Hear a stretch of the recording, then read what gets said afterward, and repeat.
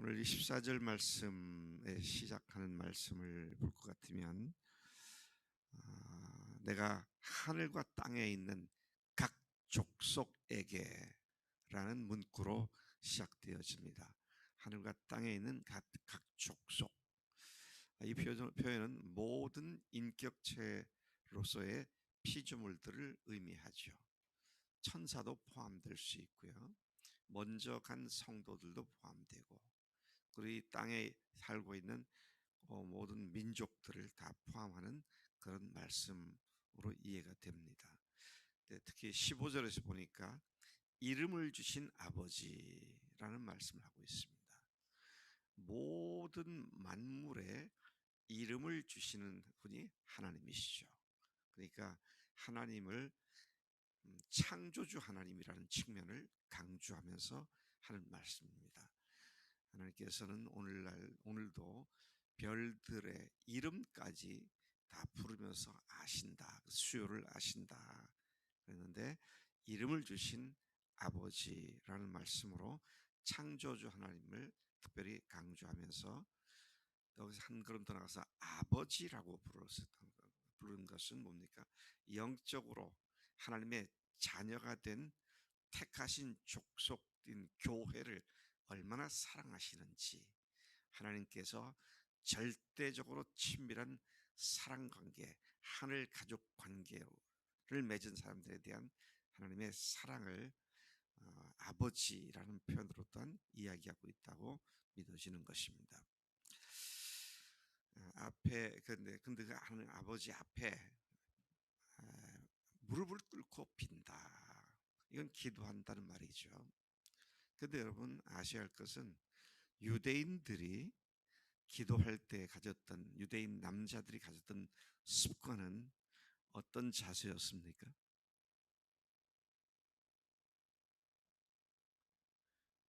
무릎 꿇는다, 또 엎드린다, 또 누워서 한다, 서서 한다.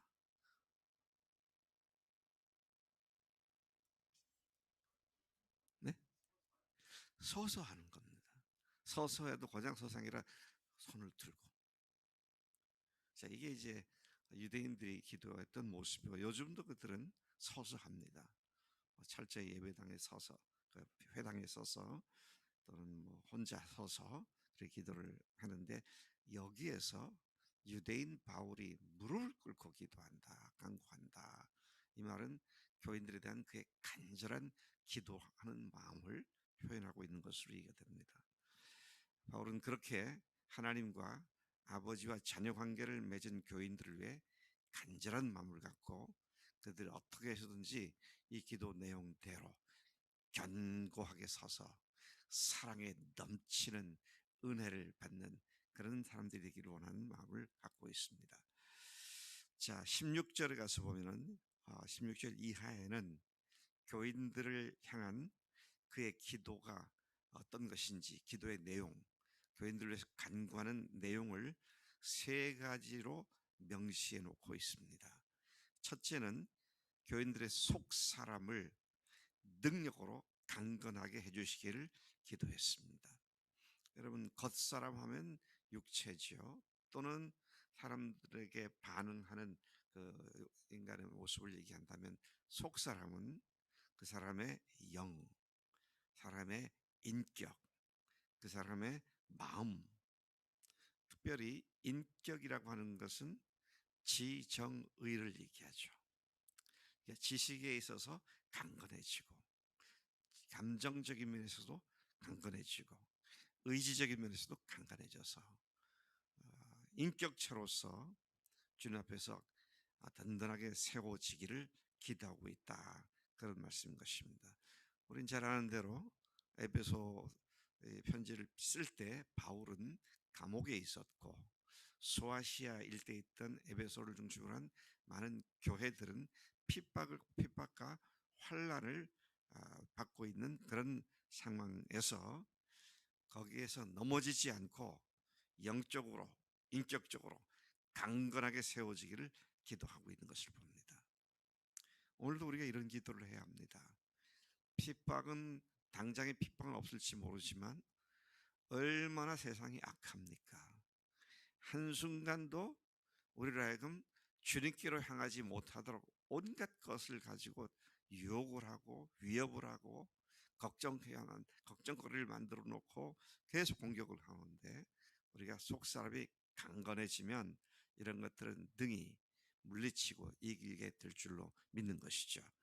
자, 그래서 그렇게 이제 강건해지는 것이 어떻게 이루어지는가? 어떻게 우리가 영적으로 강건해질 수 있느냐? 그런 일은 하나님의 풍성한 영광을 따라 성령님께서 해주시는 일이라는 사실을 강력하게 의미하고 있습니다. 성령께서 너희들을 강건케 하신다. 속사람을 강건케 하신다. 그렇게 기도하고 있습니다. 우리가 열심히 다른 사람들을 전도도 하고 영적으로 다른 사람들 세우도록 노력을 하고 애쓰고 돌보고 하지만, 그런 우리의 노력 자체가 사람들을 세우는 것이 아니라 성령님께서 그 노력을 사용하셔서 사람들을 세우신다는 것입니다. 이게 두 가지를 생각해야 돼요. 우리가 열심히 일하지 않으면 성령께서 일하지 않으신다는 것과, 우리가 열심히 일해서 내가 사람들을 돕는 것이 아니라 성령님께서 사람들을 도우신다. 주체는 성령님이시고 나는 도구가 되는 것이죠. 근데 주님의 일을 하고 사람들을 섬긴다고 하는 사람들이 잘못 착각하는 것이, 내가 열심히 했는데도 안 되면 나는 정말로 무능한 존재구나, 자기를 한탄합니다. 근데 주님을 의지하지 않기 때문에 자기가 자기를 한탄하는 얘기는 자기가 하고 있다는 얘기잖아요. 우리가 정신을 바짝 차려서 주 계획을 바꿔서는 안 되겠다, 이런 사실을 생각하게 돼. 또 주님이 하신다니까 나는 뭐 적당히 하면 돼, 그것도 아니다 것이죠. 사람들의 헌신을 주님께서 사용하시기 때문에 그렇게 세워진다. 그래서 여러분, 우리가 나 자신도 그렇고 여러분도 그렇고 은혜를 받았을 때에 어떻습니까? 어떤 형제 자매가 하는 말에 도전도 되고 충격도 되잖아요. 그러면 그 사람이 나한테 은혜를 끼친 게 아니죠. 그 사람의 간증을 통해서 성령님께서 나에게 하나님의 영광의 풍성함을 따라 변화되게 하셨다. 우리가 이걸 항상 기억해야 한다는 것입니다. 두 번째 기도한 내용은 뭐냐? 그리스도께서 교인들 마음에 계심을 믿음으로 확신하게 되기를 기도했습니다. 아니, 예수를 믿으면 주님께서 그 속에 들어오셔서 계신다는 것이 다 믿기 때문에 구원받은 거 아니냐, 그렇게 말할 수가 있겠습니다만은, 근데 이 말씀을 잘 살펴보면 처음 믿었을 때 좀 들어온 거, 그걸 얘기하는 게 아니고요. 우리 속에 내주하시는 주님이 함께 하신다는 이 확신 가운데 서기를 말아 기도하고 있는 것이다 하는 것이죠. 내주하시는 하나님, 내주하신 성령님. 그래서 모든 일과 모든 상황에 함께 하신다는 사실을 믿으면 어떻습니까? 세상 염려할 게 없죠. 걱정할 것이 없고요. 두려워할 것도 없고. 그래서 우리 찬송가, 제가 좋아하는 것 중에 하나가 찬송가, 예수가 내게 계시니 시험이 오나 겁없네, 기쁨의 근원 되시는 예수를 위해 삽시다. 예수가 나와 함께 계시니. 근데 우리가 자꾸 까먹어요. 주님이 계시고 주님이 인도하시고 주님이 주장하시는데 자꾸만 까먹고 염려하고 두려워하고 걱정하고.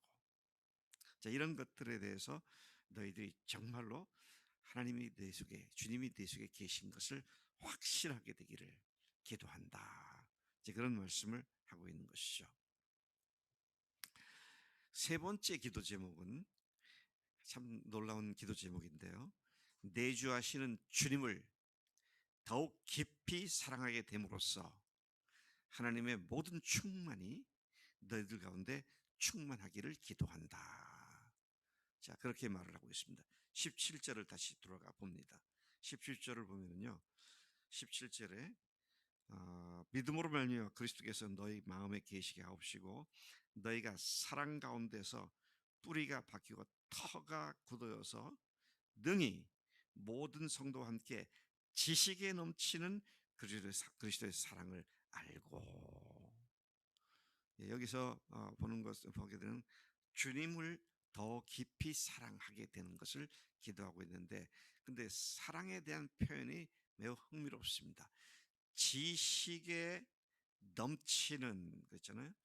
또 이렇게 지식에 넘치는 그리스도의 사랑. 그러니까 사랑은 지식을 뛰어넘는 겁니다. 예? 지식을 뛰어넘는 게 사랑이에요. 근데 우리는 자꾸만 생각하기를 지식을 가져야 똑바로 살 수 있다. 거기에 자꾸 머무릅니다. 근데 아는 것, 지식이 갖고 있는 것은 한계가 있어요. 왜냐하면 지식의 특징이 하나 있습니다. 지식의 특징이 뭔 줄 아세요? 교만은 이제 다른 사람 앞에 나타날 때 교만으로 나타나고, 자기에게 지식이 가져오는 특징은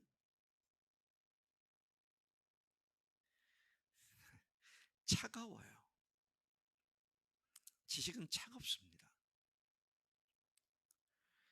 그래서 지식으로 논리로 따지고 지식을 가지고 뭘 생각하게 되면 합리적이고 자기 자신의 삶에 대한 타당성과 합리성은 가질지 모르지만 거기에 머무르고 말아요. 근데 그 사랑은 지식과 합리성을 뛰어넘습니다. 그래서 제가 어제도 지성이 개인 과외를 하면서 얘기를 했는데, 사람들이요, 내가 다른 사람을 위해서 목숨을 버리게 되면 그 사람을 의인이라고 그러잖아요. 안중근 의사, 뭐 다른 사람들은 열사, 뭐 지사 그러는데 안중근 의사 그랬어요. 저는 어렸을 때 안중근 그분이 공부를 많이 한 메디컬 닥터인가 보다 그랬었는데, 왜 의사라고 의자가 붙어요? 자기 몸을 버리기 때문이에요. 일본 신주쿠 지하철역에 그 취객을 살리고 대신 죽은 이수현군. 그럴 때 이수현이라는 말을 일본 잡지에 그때서 특별한 걸 제가 한국에서 사진으로 봤는데, 사진 표지가 의인 이수현군 그렇더라고요. 그래서 그때 의인이란 말은 누군가를 희생해서 죽을 때 하는 말이구나. 그래서 안중근도 의사라 그러는구나. 이게 다시 확인되더라고요. 근데 재미있는 거는요, 의라고 하는 거, 옳을 의를 한문으로 어떻게 써요? 양, 그다음에 밑에 그렇죠? 양 밑에 납니다. 양이 뭐예요? 예수님이잖아요. 예수님 밑에 나예요. 그분의 어린 양의 피로 내가 깨끗해졌다. 희생으로 내가 깨끗해졌다. 그래서 여러분, 그 한문을 만들 때 옛날 그 고대 중국 사람들이 어떻게 이 의를 이렇게 했는지 잘 모르겠어요. 아마도 그들은 예수님의 생각이 아니라 그때 당시에 자기들이 양으로 제사를 드림으로 내가 그 말미암아 이렇게 된다 그렇게 생각했을지 모르겠는데, 근데 잘 보세요. 희생할 때 희자가 무슨 자예요? 어떻게 써요? 한문으로? 한자로? 양 옆에 사람인변입니다. 사람이 대신 양. 그게 다른 사람을 위해서 목숨을 바친 희자예요. 희생할 때 희자예요. 자, 그런데 예수님도 우리를 너무 잘 아시기 때문에 우리 같은 사람들을 죽어줄 필요가 없는 사람들을 아셨죠. 근데도 왜 그러셨어요? 사랑이 아는 것을 뛰어넘기 때문이죠.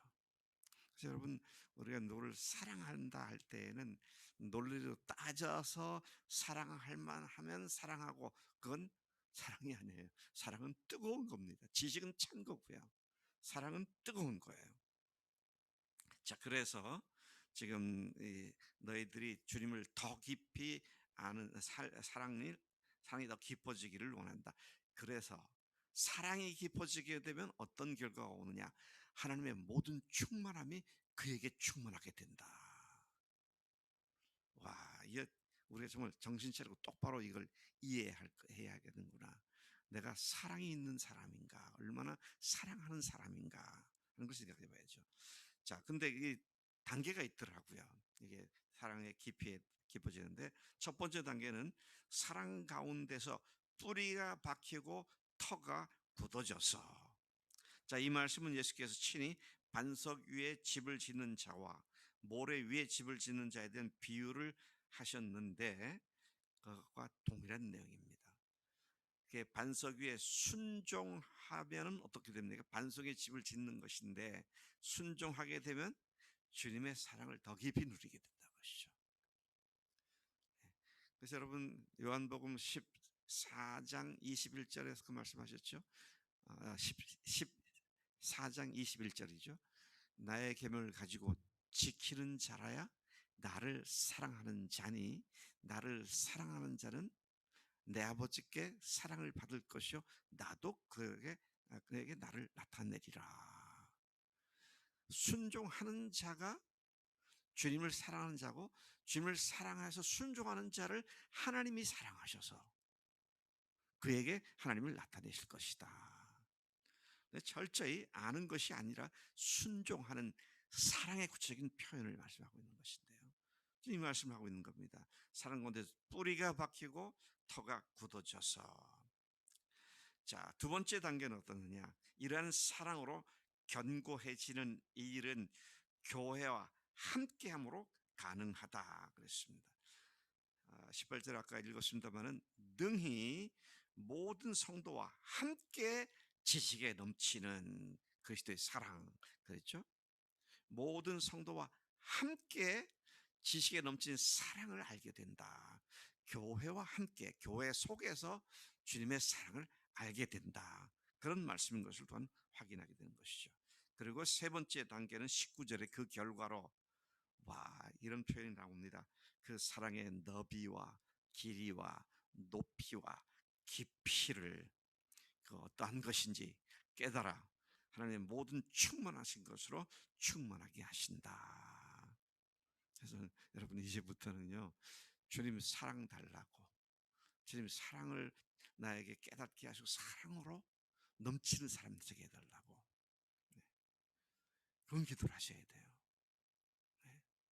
우리가 아는 것, 사실 몰라서 못하는 건 없는 것 같아. 되게 다 알지, 하나님의 말씀을.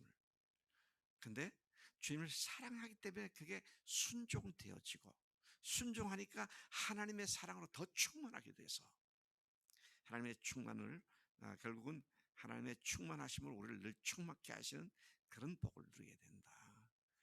사랑은, 지식은 특징이 뭐라고요? 차가운데 사랑은 뜨겁습니다. 우리가 모두가 가슴이 뜨거워지는 우리가 돼야 될 줄로 믿습니다. 바울이 마지막 축복 기도를 합니다. 우리가 구하거나 생각하는 모든 것에 더욱 넘치고 차고 넘치게 해주는 능력의 하나님께 나감이 마땅하다. 참 놀라운 표현입니다.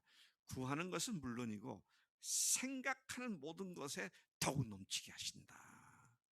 그래서 그리스도인들이 생각도 주님 안에서 하게 될 때 생각이 많이 넘친다. 그래서 우리가 정말로 주님의 능력으로 살아가는 자들이다 하는 것이죠. 교회 안에서와 그리스도 예수 안에서 영광이 대대토록 영원 무궁하시를 원하노라. 그냥 교회 안에서 그러면 될 텐데, 아니면 또 그의 영광 주님 예수 안에서 그러면 될 텐데, 교회 안에서 그래서 예수 안에서, 이게 무슨 말입니까? 교회와 예수님은 하나다라는 겁니다. 그러니까 주님의 기쁜 교회도 주님의 몸이잖아요.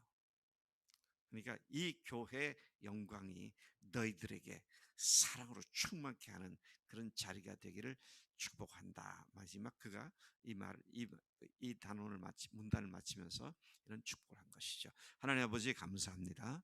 오늘 바울의 교인들을 향한 기도 속에 모든 지식을 뛰어넘는 하나님의 사랑으로 충만하게 되기를 기도한 것을 봅니다. 저희들도 하나님 아는 지식으로 차가운 사람 되지 않게 하시고 뜨거운 사랑으로 주님을 사랑하고 형제들을 사랑하고 믿지 않는 불신자들을 사랑하는 사랑의 사람으로 하나님 우리를 변화시켜 주실 것을 빌고 원합니다. 날마다 이 사랑의 변화의 간증이 넘쳐날 수 있도록 우리 각 사람들을 복 주시옵소서. 의지하옵고 간구하오며 예수님의 이름으로 기도로 싸움나이다. 아멘. 아멘.